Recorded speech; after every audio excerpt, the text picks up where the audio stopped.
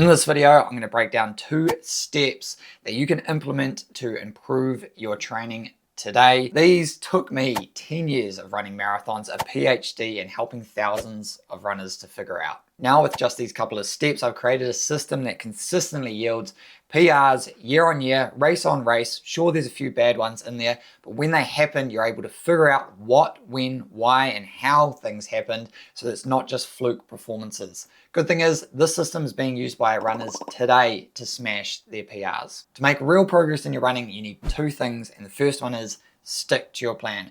I want to see runners sticking to a training plan and completing at least 80% of the plan over a 3-month period before they decide whether that plan is good or bad for them. A couple of reasons why people aren't able to stick to their plan is 1, they're trying to hit some arbitrary weekly distance goal, and 2, that they are trying to run to a finish time. In this scenario, you're not training to your physiology, you're just training to arbitrary numbers, and you can't blame the plan for you overworking yourself. This is a mistake I made early on, and this is why all of my training plans are infinitely adjustable to a runner's personalized threshold. Everything's worked off a percentage of that threshold so that you are not fixing yourself to any arbitrary numbers. They're all personalized to you. So while you have an hour run and I'm going to run 15 Ks, you might run 10 Ks, but we're both going to be running at 87% of our threshold heart rate. So once you overcome those initial mistakes, once you get through 80% of your plan for 3 months, you're in a position to decide, did I like it? Did it generate results? Because if you didn't like it, or you didn't gel with the plan, you didn't like the workouts or the structure of the overall plan, then sure, you're in a good position to move on. If you did like the plan, you got a good result, this is where step 2 is going to be really important, because what we can do is we can start layering in adjustments so you can get an ultimately personalized plan that you can rely on for consistent results and PRs year on year, rather than just random flukes. After sticking to your plan, the second thing you need to make real progress in your running is to review your data. To optimize your training program for consistent progress and performances, you need to measure, not guess. This is a part most runners completely miss. When you review your data and stick to a similar style of training and training plan, it makes it incredibly easy to spot when you're progressing, plateauing, or regressing into that unproductive territory. The real unproductive as well, not the one that Garmin thinks you chronically exist in after pretty much every run. That's exactly what Joseph did. He came to me in 2023, said, I need a marathon plan. I set him up with a plan, and he's used that on repeat to hit a PR at every single marathon he's entered. And he's going to keep using that plan with those small tweaks and adjustments that he's learned along the way. But what does it mean to review your data? What should you be looking at? Well, there's basic and there's in-depth. Here, I'll just go over some basic things that you can look at based off of what I looked at this week when I went over the last 4 years of my PRs. And some of the things were actually even surprising to me. I noticed I raced better when I didn't push my weekly volume up to my maximum. So that's over 140 Ks. I always and consistently have this thought in my head that if I can do more, I'll get faster. But I know that comes in line with recovery, and actually looking back at all my PRs, they came when I had distances, weekly volumes below the 140 K mark. And to second that, it was also when I incorporated some mountain biking or some cycling. So I was able to get the intensity or the volume of training, but it didn't have to be running specific in these cases.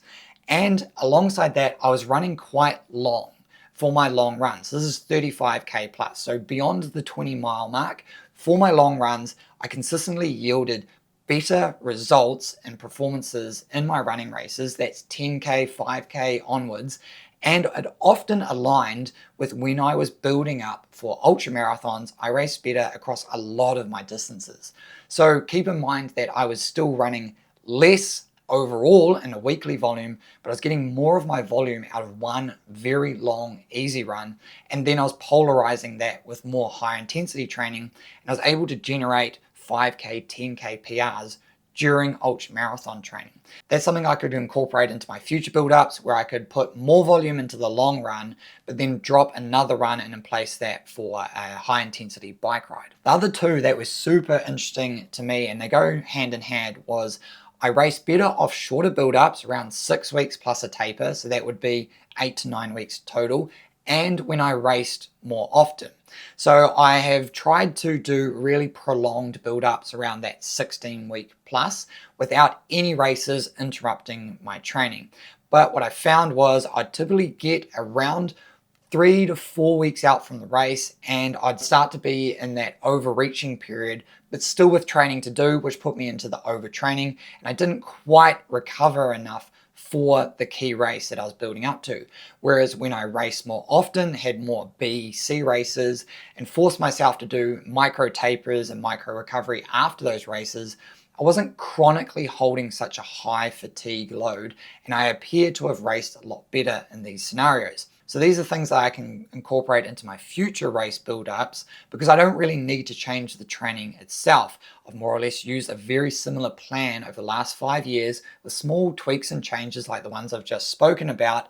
So it makes it incredibly easy to know what I need to do. I just need to change how I'm doing it. That's what I consider a basic analysis of broad trends.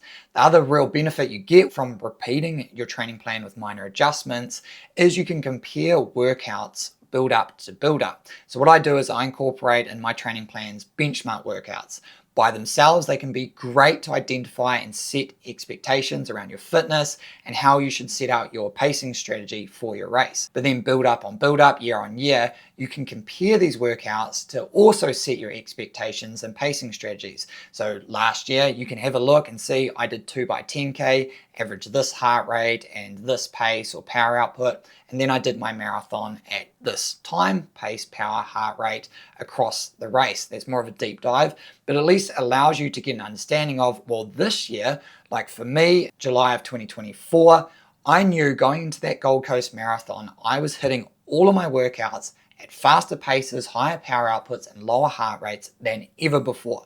So I knew with a big set of confidence that I was going to lower my 2:37 PR, which I did. I ran 2:35. Now contrast that with the Auckland Marathon in November of last year.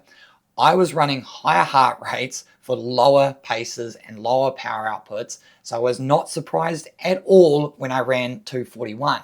But what made that race more enjoyable was because I had all those numbers and I had those comparative benchmark workouts, I set my expectations really early on and knew that this wasn't going to be the day. I need to enjoy it, and I adjusted my pacing strategy and still had a really good race with a solid negative split. If you want to be in that same position where you can pretty much figure out the who, what, when, why, and how of your training, your progress, your plateaus, your regressions, there's just those few steps you need to do. You need to find a plan and stick to it. Obviously, I'm going to recommend one of my training plans because I spent years developing them and I get positive feedback from hundreds of runners. So the link is in the description if you'd like one of those modular plans. They're fully customizable and personalizable to your thresholds, and they'll push straight through to your watch. But any plan will do. As I was saying, I want you to complete 3 months of it and complete at least 80%. And try to use personalized training intensities rather than just arbitrary finish time numbers or weekly distance or durations.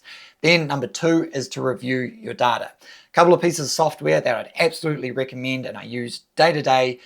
Intervals.icu, which is a free one. It's pretty hardcore, but it's free, so go sign up, check that out. The other one is Training Peaks. It's free as a freemium kind of setup, and you absolutely need premium. So if you want the better user interface, I'd go with Training Peaks. If you want the hardcore data customization, go with intervals.icu.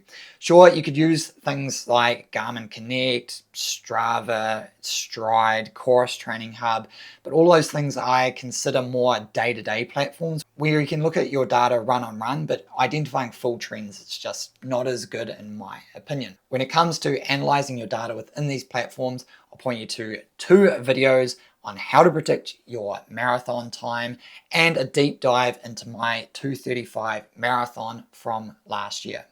All right, thanks for sticking with me. Appreciate the support. I'll catch you on the next one.